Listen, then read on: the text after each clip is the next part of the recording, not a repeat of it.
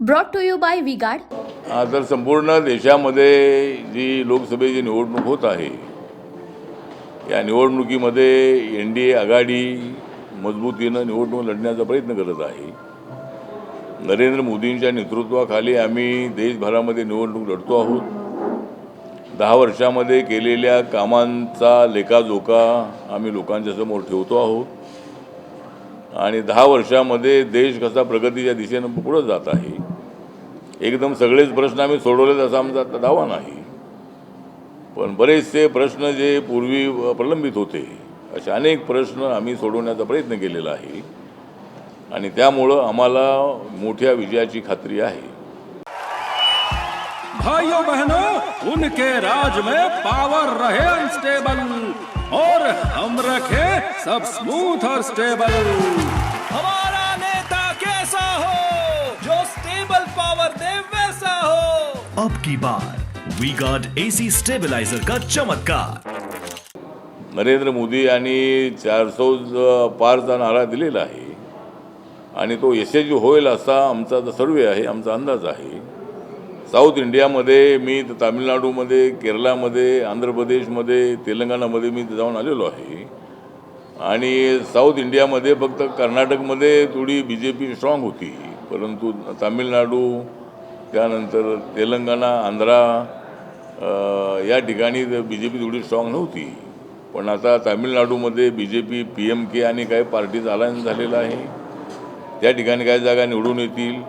आंध्र प्रदेशमध्ये चंद्राबाबू नायडूबरोबर BJPचा अलायन्स आहे, अजूनही त्यामध्ये काही 1-2 पक्ष आहेत। त्यानंतर तेलंगणामध्ये मागच्या वेळेला BJPच्या 4 जागा होत्या, आता त्या 8 ते 9, 10 पर्यंत जातील अशी अपेक्षा आहे। उनका बैकअप सिर्फ कल तक और हमारा चांद तक। हमारा नेता कैसा हो जो नॉन स्टॉप बैकअप दे वैसा हो।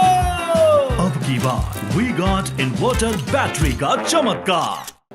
आणि उत्तर प्रदेश जो आहे, उत्तर प्रदेशमध्ये 75 ते 80 जागाचं टार्गेट आपलं आहे। त्यामुळे आम्हाला विश्वास आहे की आम्ही केलेल्या कामांचा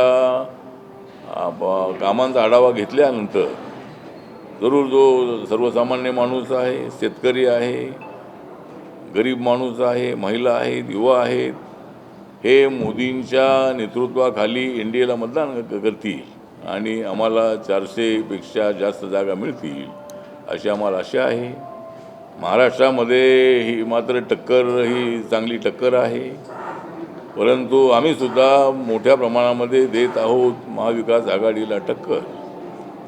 आम्ही सुद्धा महाविकास आघाडीला अशी देत आहोत टक्कर की महाविकास आघाडीच्या नेत्यांना आली पाहिजे चक्कर। तर आम्ही सुद्धा महाराष्ट्रामध्ये आम्ही ताकदीनं लढण्याचा प्रयत्न करतो आहोत। या ठिकाणी 3 पक्ष एकत्र आलेले आहेत। उबाटा, माननीय उद्धव ठाकरे यांची उबाटा आहे, शरद पवार साहेबांचा राष्ट्रवादी आहे आणि काँग्रेस पक्ष आहे। तर असे 3 पक्षांची त्यांची महाविकास आघाडी आहे, पण त्यांनी त्याच्यातून विकासाचं नाव काढलं पाहिजे। म्हणजे महाआघाडी ठीक आहे, परंतु विकासाशी त्यांचा काही संबंध नाही आहे, कारण मोदींनी एवढा विकास केल्यानंतरही ते त्यांच्या विरोधामध्ये बोलत आहेत। एवढे मोठ्या प्रमाणामध्ये रस्ते चांगले झालेले आहेत तरी ते म्हणतात की विकास होत नाही आहे। त्यामुळे ठीक आहे, त्यांना लोकशाहीमध्ये बोलण्याचा अधिकार आहे, परंतु ते किती बोलले तरी मोदींना प्रचंड यश मिळेल अशी आम्हाला अपेक्षा आहे। आणि मुंबईमध्ये मोदींचा रोड शो झाला, त्याचे जवळपास 3.5 कोटी रुपये खर्च मुंबई महापालिकेने केला आणि तो परत द्यावा अशा पद्धतीची मागणी जी आहे ती संजय राऊत यांनी केली। संजय राऊत हे तर मागणी करतायत। आता संजय राऊत, राहुल गांधींचे रोड शो होत आहेत, उद्धव ठाकरेंचे पण होत आहेत, त्यांचा खर्च सगळ्यांचा काढला पाहिजे। म्हणजे जर नरेंद्र मोदींच्या याचा खर्च यांनी एवढा काढला असेल तर त्यांचाही खर्च काढून सगळ्यांनी खर्च भरावा। त्यांनी भरला तर आम्ही भरायला तर तयार आहोत।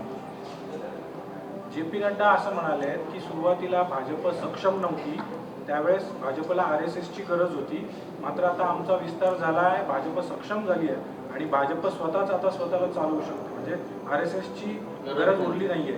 कुणाला? भाजपला कोणाचं म्हणणं आहे? जे पी नड्डा आता काय जे पी नड्डा काय बोलले काय मला माहीत नाही, पण ते असं बोलणार नाहीत, म्हणजे गरज नाही असं बोलणार नाही आहे. म्हणजे RSS ही BJPच्या पाठीमागं उभी राहिलेलीच आहे आणि मोदींना प्रधानमंत्री बनवण्यामध्ये जसा BJPचा मोठा सहभाग आहेच आहे, पण काही टक्के सहभाग हा RSS आहेच आहे. त्यामुळं आता नड्डा असं काय बोलतील असं मला वाटत नाही, पण काय बोलले ते मला बघावं लागेल. विरोधकांकडून सातत्याने आरोप केला जातो आहे की हजारो कोटी रुपये सत्ताधाऱ्यांकडून या निवडणुकीत वाटले जातात. स्वतः मुख्यमंत्री पोलीस संरक्षणामध्ये पैशांचं वाटप करतात. मला वाटतं की पोलिसांच्या संरक्षणामध्ये वाटप वगैरे असं काय नाही आहे. ज्या काय बॅगा मध्यंतरी काय ज्या आल्या त्याची तपासणी झालेली आहे. त्यामुळं मुख्यमंत्री एक जबाबदार व्यक्ती आहे आणि ते अशा पद्धतीनं आपल्या विमानातून अशा बॅगा घेऊन जातील असं अजिबात नाही आहे आणि त्या पोलिसांच्या हातामध्ये देऊन त्या जातील असा कुठलाही मुख्यमंत्री करणार नाही आहे. त्यामुळे हा फक्त संजय राऊत यांना उद्धव ठाकरे यांनी फक्त आरोप करण्यासाठी ते ठेवलेलं आहे. रोज आरोप करण्याचं त्यांचं काम आहे. त्यामुळं मला असं वाटतं की त्या बॅगा असं मुख्यमंत्री पैसे वाटण्याचा काही विषय अजिबात येत नाही. आम्ही काय पैशाने निवडणूक लढण्याची आमची भूमिका अजिबात नाही आहे आणि पैसे वाटण्याचा प्रश्नच येत नाही आहे. भुजबळ साहेब नाराज असल्याची चर्चा आहे, कारण की ते लोंढे साहेबांच्या एका रॅलीमध्ये जर सोडलं तर भुजबळ साहेब कुठेच दिसलेले नाही. मला वाटतं की भुजबळ साहेब नाराज असण्याचं काय कारण नाही ना. नाराजी काय छोटी मोठी असू शकेल, कारण सुरुवातीला ही जागा राष्ट्रवादीला मिळावी अशा पद्धतीचा प्रयत्न होता. राष्ट्रवादीने जागेची मागणी केली होती आणि त्या ठिकाणी छगन भुजबळ यांनी निवडणूक लढण्याचं ठरवलेलं होतं, पण ते अचानक शेवटी ही जागा शिवसेनेला गेल्यामुळं त्यांच्यामध्ये थोडीशी नाराजी असणं साहजिक आहे. पण त्यांनी नाराजी दूर करून त्यांनी महायुतीच्या उमेदवाराचा प्रचार केलेला आहे. हेमंत गोडसेंच्या काही कार्यक्रमामध्ये ते आलेले आहे. त्यामुळं त्यांची नाराजी आता दूर झालेली आहे, ते आता नाराज नाही.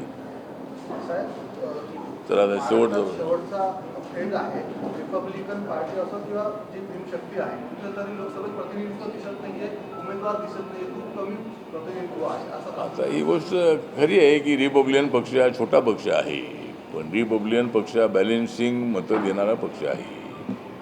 आमचे किती आमदार, किती खासदार, किती नगरसेवक वगैरे आहेत याचा विचार झाला पाहिजे, ठीक आहे. पण त्यापेक्षाही RPIमध्ये किती गट असले तरी माझा गट हा देश पातळीवर जाऊन पोचलेला आहे. नागालँडमध्ये माझ्या पक्षाचे दोन आमदार आहेत. अंदमान निकोबारमध्ये माझा पक्ष त्या ठिकाणी स्थापन झालेला आहे आणि सर्व देशाच्या सर्व राज्यामध्ये RPIच्या शाखा आहेत. त्यामुळं पण RPIला जागा मिळायला गोष्ट खरी आहे. उत्तर प्रदेशमध्ये एक आम्हाला 2 जागा मिळाव्यात यासाठी मी प्रयत्न केला होता आणि महाराष्ट्रामध्ये 2 जागा मिळाव्यात. त्या 2 जागा निवडून आल्या तर आमच्या पक्षाला रिकग्नायझेशन मिळेल म्हणून मी माननीय देवेंद्र फडणवीस यांच्याशी बोललो होतो. पण रिपब्लिकन पक्षाला एकही जागा मिळाली नाही आणि मी ज्या जागेवर आग्रह करत होतो शिर्डीच्या, तर शिर्डीच्या जागेसाठी देवेंद्रजीचं म्हणणं आहे मी प्रयत्न केले पण एकनाथ शिंदे काय ऐकले नाहीत आणि एकनाथ शिंदेचं म्हणणं असं होतं की सदाशिव लोखंडे माझ्यासोबत आलेले आहेत आणि त्यांना मी तिकीट पुन्हा देण्याचं आश्वासन दिलेलं आहे. त्यामुळं मला शिर्डी मिळाली नाही. माझी राज्यसभा कंटिन्यू करण्याचं तर ती ऑटोमॅटिकली होणारच आहे, पण आपल्याला कॅबिनेट मंत्रीपद देण्यासाठी प्रयत्न करू असं मला देवेंद्र फडणवीसजी, एकनाथ शिंदेजी, त्यानंतर राधाकृष्ण विखे पाटीलजी या सर्वांनी मला आता सांगितलेलं आहे की तुमच्या कॅबिनेटसाठी आपण प्रयत्न करू. पण आम्हाला लोकसभेमध्ये प्रतिनिधी असावं, मी लोकसभेमध्ये जावं अशी माझी इच्छा होती आणि आमच्या इतर लोकांची इच्छा होती, पण ते काय माझं स्वप्न ती काय माझी इच्छा पूर्ण झाली नाही.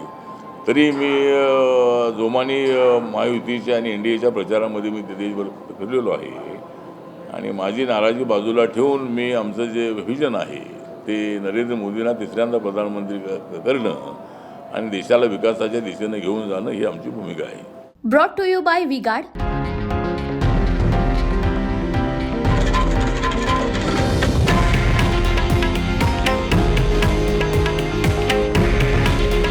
हे आहे देशातील नंबर 1 न्यूज नेटवर्क आणि आपण पाहत आहात TV9 मराठी. काळजी तुमची, हित महाराष्ट्राचं.